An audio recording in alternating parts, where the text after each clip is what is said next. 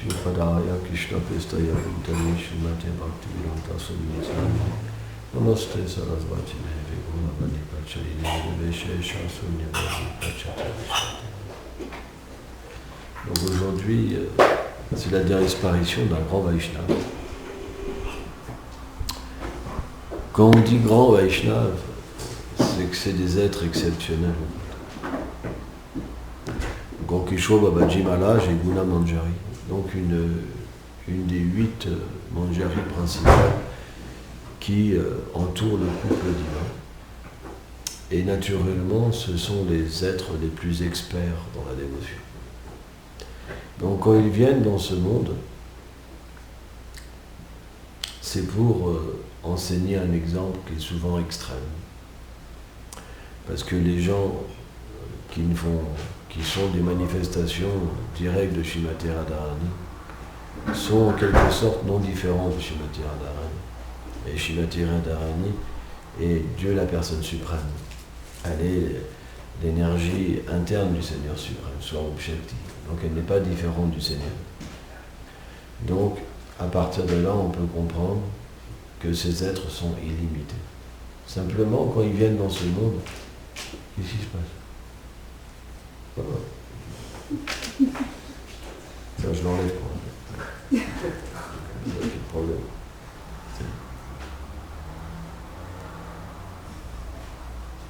Je suis pas mannequin. Et donc, quand ces êtres viennent dans ce monde, ils pourraient manifester des choses qu'on ne peut même pas, on pourrait même pas imaginer, des pouvoirs inconcevables. Mais leur mission n'est pas quelque chose d'externe, elle est quelque chose d'interne. Elle est faite pour permettre à des êtres qui ont le désir de retourner à Krishna, de développer la dévotion, de comprendre le processus du service de dévotion. Et quand Gokishore Babaji Maharaj est venu, donc, il représentait véritablement le parfait renoncement. C'est expliqué que son renoncement, c'était comme Raghunath Das Goswami, comme un stri dans la pierre. Ça veut dire qu'il ne pouvait pas dévier.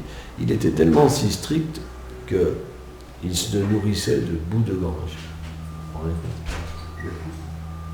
La boue du gange.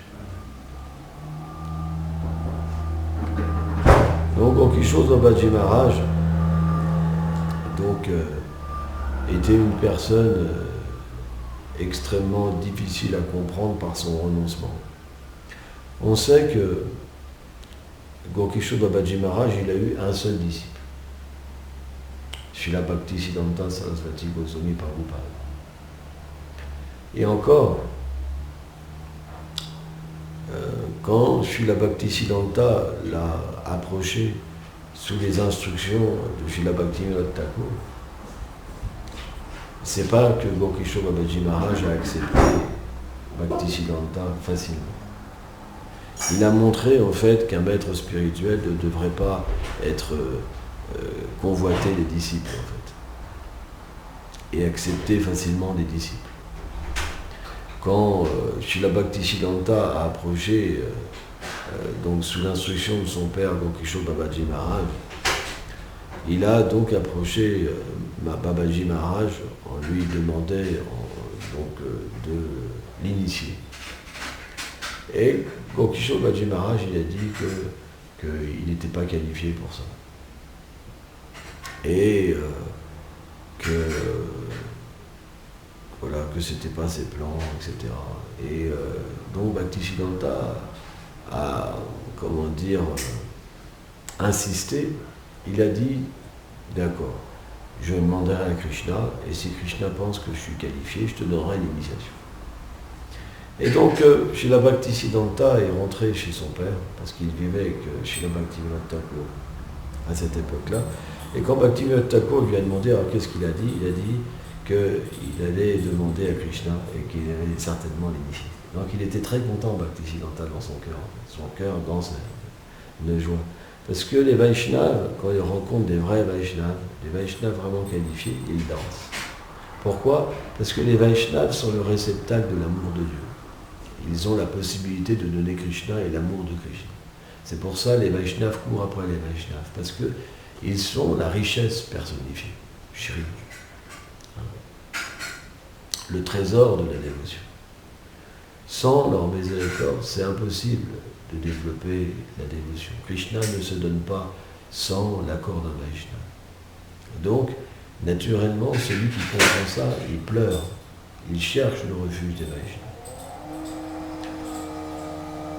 Et donc, quand Bhaktisiddhanta est revenu, il est revenu et Gokishore Baji Maharaj, plus ni moins, l'évitait. Et il a dit au Maharaj, alors qu'est-ce qu'a dit Krishna? Et il a dit, j'ai oublié de demander. Donc vous voyez à quel point les Vaishnavas ils testent. J'ai oublié de demander. Et il lui a dit, allez, va-t'en. Va-t'en. Et donc Bhaktisiddhanta, il a senti véritablement quelque chose d'illimité en son cœur, son infortune en fait. Si un Vaishnava me rejette, si un Vaishnava ne m'accorde pas sa miséricorde, qu'est-ce que je vais devenir? Ma vie ne sert à rien. Toute mon érudition, elle ne sert à rien. Donc Bhaktisiddhanta était un tel érudit, mais il a considéré que sa vie n'avait plus de valeur. Et donc il est tombé au pied de Gokishore Baji Maharaj en pleurant. Il a dit, Maharaj, en fait, ma vie n'a pas de valeur si vous ne m'acceptez pas, et je vais me suicider. Et quand il le disait, il le pensait vraiment. Et là, Gokishore Baji Maharaj, en fait, quand Bhaktisiddhanta pleurait, il lui a accordé sa miséricorde en disant, maintenant ton cœur est purifié. Et tu es prêt maintenant pour l'initiation. Et après, donc, Gokishore Baji Maharaj lui a donné Diksha, le mantra Diksha. On sait que Gokishore Baji Maharaj était extrêmement renoncé. Au point que, pour ne pas se faire déranger, il vivait en fait dans les toilettes. Parce qu'il disait que l'odeur des excréments, c'était mieux que l'association des matérialistes. Parce que beaucoup de gens venaient le voir. Comme c'était un Vaishnava inconcevable, les gens venaient en fait en Inde, dès que quelqu'un a un peu de pouvoir, les gens viennent par milliers, millions même. Et Gokishore Baji Maharaj, il avait véritablement une désappréciation pour tous ces êtres qui venaient simplement qu'approcher la dévotion pour avoir des biens matériels et du pouvoir. Et donc, il préférait donc se couper du monde. Simplement, quand les disciples de Bhaktisiddhanta frappaient à sa porte, toujours il ouvrait sa porte. Un jour, Gokishore Baji Maharaj, il est venu à la mat de Bhaktisiddhanta. Donc Bhaktisiddhanta avait déjà commencé son mouvement. Il avait déjà des disciples. Donc c'est une preuve que pendant que le maître spirituel est vivant, il peut avoir des disciples qui ont déjà le statut de maître spirituel. C'est une preuve. Parce que le fondateur de la Gaudiya Math lui-même a fait ça. Donc, la plupart, ils ne connaissent même pas l'histoire de notre mouvement. C'est un peu lamentable, mais c'est comme ça. Et donc, un jour, Gokishore Baji Maharaj était venu de très bonne heure. Et donc, les disciples Bhaktisiddhanta ont approché Bhaktisiddhanta, que son Gurudev était là, donc il est venu, il dit, oh, Gurudev, comment vous avez pu venir si tôt? Parce qu'il n'y avait pas de batelier à cette heure-là. Et il a dit, oh, Krishna m'a fait traverser. Donc, c'est des gens extraordinaires. On sait que Gokishore Baji Maharaj, il y avait beaucoup de gens qui se réclamaient son disciple aussi. Beaucoup. Et il avait une telle humilité qu'il considérait qu'il avait gâché son existence. Un Vaishnava, c'est le symptôme d'un Vaishnava. Un Vaishnava, plus il progresse, plus il se sent déchu. Jamais un Vaishnava va se défendre si on l'attaque en lui disant qu'il n'est pas qualifié. Il dira toujours qu'il n'est pas qualifié. Un vrai Vaishnava, il dira où est l'erreur, c'est la vérité.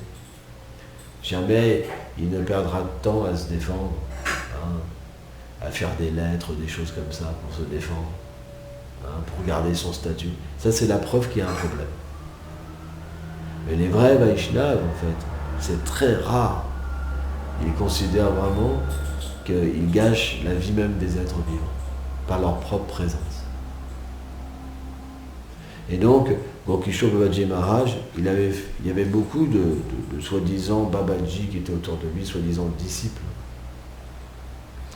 Et il avait fait une dernière volonté, c'est que son corps soit traîné dans tout Navadvip, pour qu'il puisse prendre la poussière des Vaishnavas. C'était son désir, en fait. Il voulait, en fait, que obtenir la poussière de tout, du Dham, des Vaishnavas, parce qu'il n'avait pas obtenu Krishna. Et donc, quand il a quitté son corps, il y avait beaucoup de, soi-disant, renonçants autour de lui, de Babaji. Et ils ont commencé donc à se disputer sa dépouille. Parce que quand des saints comme ça sont enterrés dans un endroit, naturellement, il y a beaucoup de gens qui viennent pour donner une petite donation. Il y a la queue, quoi. Parce que c'est des gens extrêmement populaires, quoi. Et donc, il y a eu comme un conflit entre les soi-disant Babaji pour que chacun puisse l'avoir dans son ashram. Et donc, Bhaktisiddhanta, il n'était pas au courant que Gokishore Babaji Maharaj avait quitté son corps.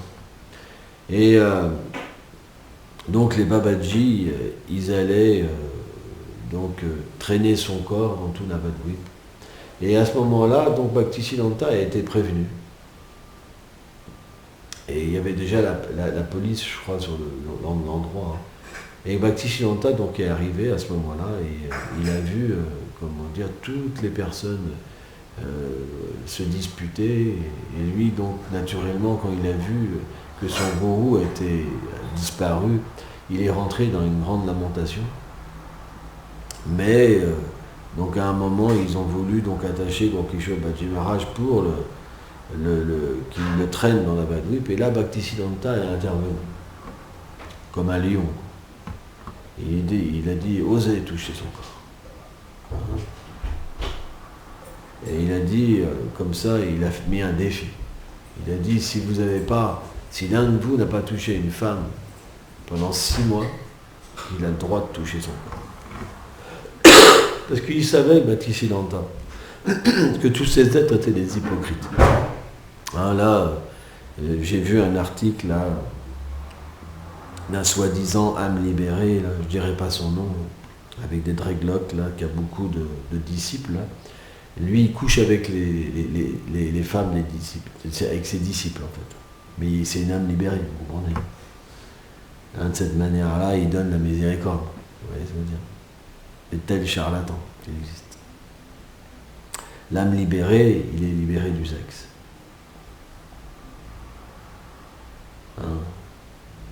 Même si on voit, par exemple, les grands dévots du Seigneur, comme Ramanda Roy, par exemple, il massait lui-même des jeunes filles. Quoi. Pourquoi ? Parce qu'il était dans sa forme transcendantale à l'intérieur de lui-même, qui était lui-même une manjari. Et donc, il ne subissait aucune transformation quand il touchait le corps des jeunes filles, même dans leurs endroits intimes. Srila Prabhupada dit, il ne faut pas imiter. Si vous commencez à vouloir avoir des amis féminins, vous allez avoir des problèmes. En pensant, c'est mon ami, je l'aime, là vous allez prendre une grosse claque. Je vous le dis, ça va vous arriver. Jouez pas à Ramanda Roy, ça va vous arriver. Il y en a qui ont fait l'expérience, soyez pas bêtes, jouez pas avec le feu, ok ? Je vous le dis. Il y a cette tendance parfois de pouvoir croire qu'on peut être l'ami les uns et les autres, mais si vous n'êtes pas libérés, il y aura un problème. Donc jouez pas à ça. Sans ça, ça va être comme cette crapule-là, qui dit qu'il est libéré, mais il fait du sexe avec ses disciples. Puis il change de partenaire tous les parce qu'il s'en lasse. Bien sûr, quand vous êtes libéré, vous lassez des choses. C'est normal. Vous êtes libéré. Mais bien sûr, ces crapules-là, ils ont des milliers de personnes qui les suivent. voire des millions. Parce que dans cet âge, les gens, ils aiment se faire tricher. Et Bhaktisiddhanta, lui, il n'était pas cette catégorie de personnes. Jamais il avait touché une femme de sa vie, n'ait perdu une goutte de semence. Nishtika Brahmacharya. Et donc il savait que ces charlatans, soi-disant renonçants, en fait, ils avaient des relations illicites. Et il a dit que celui qui n'a pas touché une femme pendant 6 mois touche son corps. Ils ont tous baissé la tête. 3 mois, 1 mois, 15 jours, 1 semaine, 3 jours. Ils ont baissé la tête. Il a dit, moi, je suis Nishtika Brahmacharya. Et je suis le seul disciple de Kokisho Babaji Maharaj, initié. Donc j'ai le droit de prendre son corps. Et donc Bhaktisiddhanta, comme un lion, il a pris le corps de Kokisho Babaji Maharaj, et après il l'a mis en samadhi. Donc tous ces beaux divertissements nous montrent que les Vaishnavas, en fait, quand ils viennent dans ce monde, ils accomplissent aussi des activités. Pourquoi ? Pour nous apprendre ce qu'est le comportement Vaishnava. C'est pour ça, être un acharya, c'est pas simple. Parce qu'il faut être parfait. Et quand vous êtes un acharya et que vous n'êtes pas parfait, c'est pas facile. Parce que c'est dégoûtant. Quand vous cachez vos erreurs, c'est dégoûtant. Quand vous faites croire aux gens que vous êtes pur, c'est dégoûtant. C'est pourquoi c'est très difficile d'imiter de telles personnes. On ne peut pas imiter. C'est pour ça qu'on prend refuge dans ces personnes. On sert ces personnes. Et on ne dit pas qu'on est au même niveau que ces personnes. L'humilité. De cette manière, nous serons protégés dans notre vie spirituelle. Et si nous voulons imiter Ananda Roy, alors nous allons rencontrer des problèmes. Nous allons souffrir beaucoup. Notre vie sera misérable. C'est pourquoi les rapports entre femmes et hommes, ils doivent être accompagnés de règles.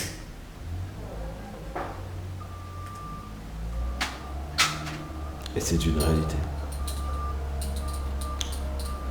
Ces règles, c'est extrêmement strict. Extrêmement strict. Au point que Srila Prabhupada dit que l'homme et la femme ne devraient pas rester dans la même pièce. Sans ça, on considère qu'ils doivent se marier.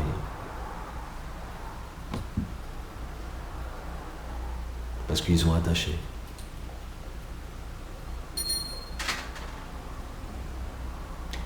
La culture védique, c'est extrêmement... Le brahmacharya ashram, c'est extrêmement...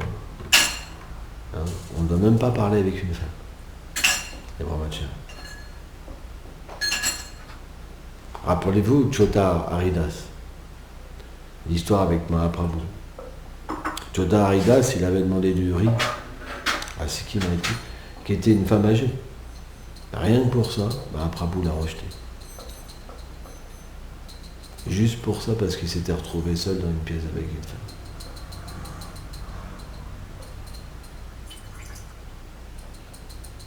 Juste pour ça.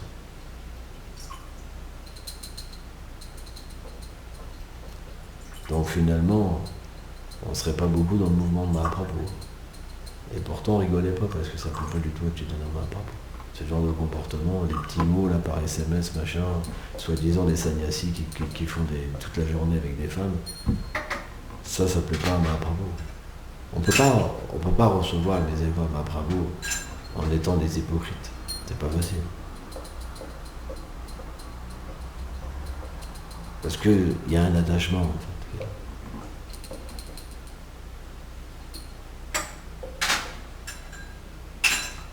Parce que l'homme qui pense qu'il est un homme et la femme qui pense qu'il est une femme, il est obligé d'avoir un attachement.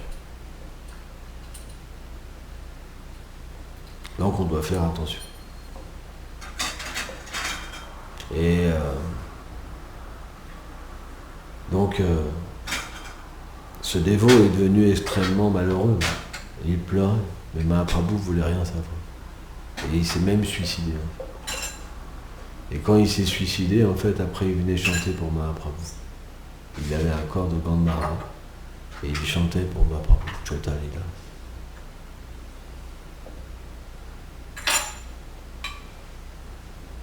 Donc les divertissements du Seigneur sont parfois difficiles à comprendre. Ils sont extrêmes, mais c'est pour nous montrer, en fait, le danger de l'association avec le sexe opposé. Personne ne peut vaincre la vie sexuelle, sauf celui qui a une relation avec Krishna. Ce n'est pas possible. Si vous pensez que vous pouvez vaincre ça, alors c'est fini pour vous. Vous êtes déjà tombé. Srila Prabhupada nous a enseigné qu'un dévot, il doit avoir très peur de Maya. Et Maya se manifeste sous la forme d'une femme, pour un homme. Il dit les seins d'une femme sont les agents de Maya. Dès qu'un homme voit les seins d'une femme, il tombe. Et pour une femme, c'est les bras puissants, etc. C'est des agents de Maya. Au point que Srila Prabhupada dit qu'il force l'être à rester vie après vie dans ce monde. Vie après vie. On appelle ça les chaînes de la vie sexuelle. À moins de casser ces chaînes-là, vous devrez revenir vie après vie dans ce monde.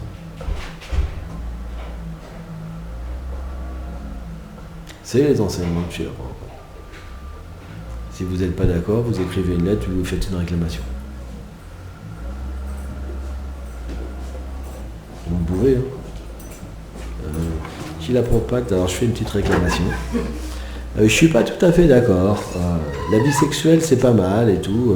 Et voilà, le pétrin matériel, moi j'ai rien contre.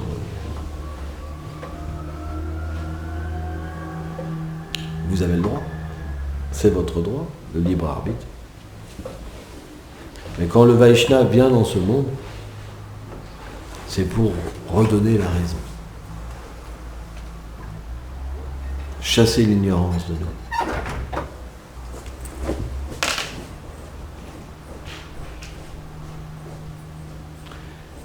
L'énergie matérielle est tellement puissante.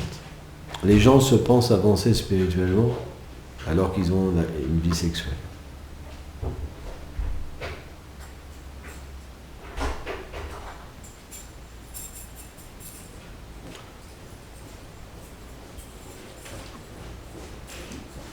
Le service de dévotion tend à devenir attiré par la beauté de Krishna, par la douceur de Krishna. Et pas à devenir attiré par la douceur et la beauté des femmes. Vous comprenez? Alors bien sûr, Srila Prabhupada a aussi enseigné que si une personne a trop de pulsions sexuelles, elle doit se marier. Mais qu'est-ce que c'est le mariage? Le mariage, c'est pas un domaine où on effectue la vie sexuelle. C'est un domaine où on se détache et on régule ses sens pour se détacher.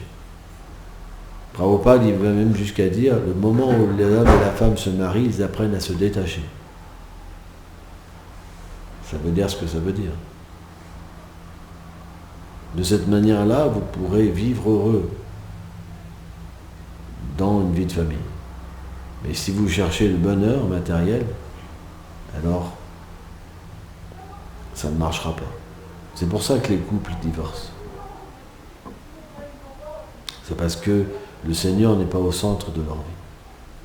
Ce n'est pas leur préoccupation première. Si c'était leur préoccupation première, jamais il n'y aurait jamais de problème. Mais pourquoi ils divorcent? C'est parce qu'il y a l'insatisfaction dans le couple. Ah, elle ne me donne pas la satisfaction. Ah, il ne me donne pas la satisfaction. Ah, bah, il y a un petit monstre à l'intérieur. Bah. Mais en fait, si on sert Krishna, on est satisfait de la situation. Donc il suffit qu'un conjoint soit porter sur la satisfaction des sens pour que tout soit caché.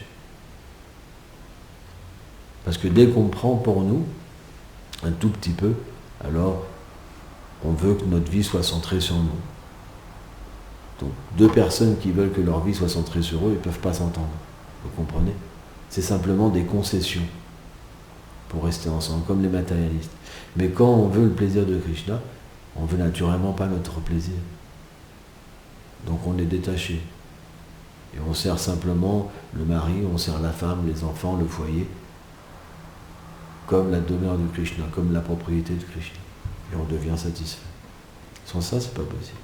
C'est ce que Bhaktivinoda Thakur nous a appris. Nous sommes tous des renonçants. Nous sommes dans une voie de renoncement. On rejette ce qui est inférieur pour accepter ce qui est supérieur. On rejette ce qui est défavorable au progrès spirituel pour accepter ce qui est favorable. On est des renonçants. Peu importe dans la situation qu'on se trouve. Mais les idiots, qu'est-ce qu'ils pensent? Mince, j'ai pas fait de vie sexuelle. C'est pour ça que j'ai raté ma vie. Il y en a plein qui pensent ça. Il y en a plein qui accusent le maître spirituel, par exemple. Qui ont accusé Prabhupada. Ce Prabhupada a même jusqu'à dire que la vie sexuelle, même dans le mariage, qui n'est pas pour engendrer dans les enfants, est une vie sexuelle illicite. C'est l'enseignement de Prabhupada. C'est la preuve que la vie de famille, c'est une vie de brahmacharya. Et après, ces sots, ils vont accuser en fait les Vaishnavas. Ah, c'est à cause de lui que mon mari est parti avec une autre. J'aurais joui d'essence, je l'aurais gardé. Il n'est pas là le problème. Le problème, c'est que le mari, il ne voulait pas servir Krishna. Il voulait servir ses intérêts.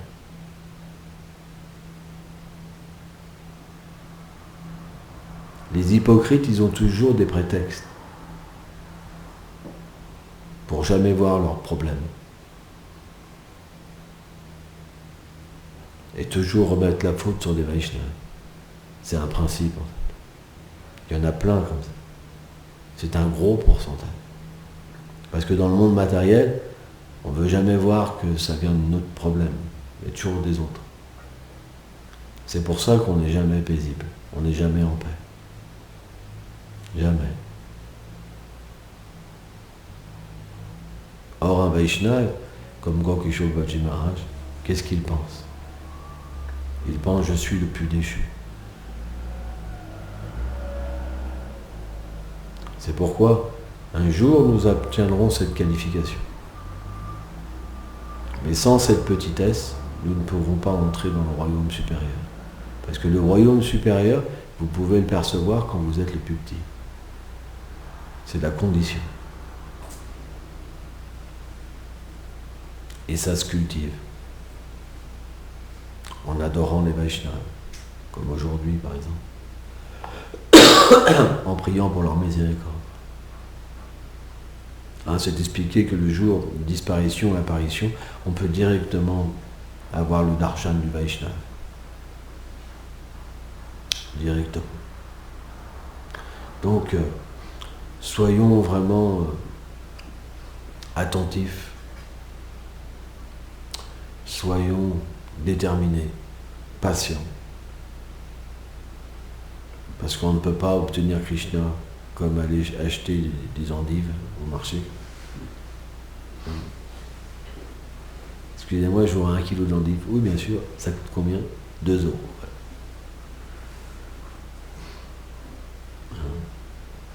Krishna, il ne s'obtient pas facilement. Mais si on adore ses dévots, qu'on aime ses dévots, alors il devient favorable. Gaul Pema.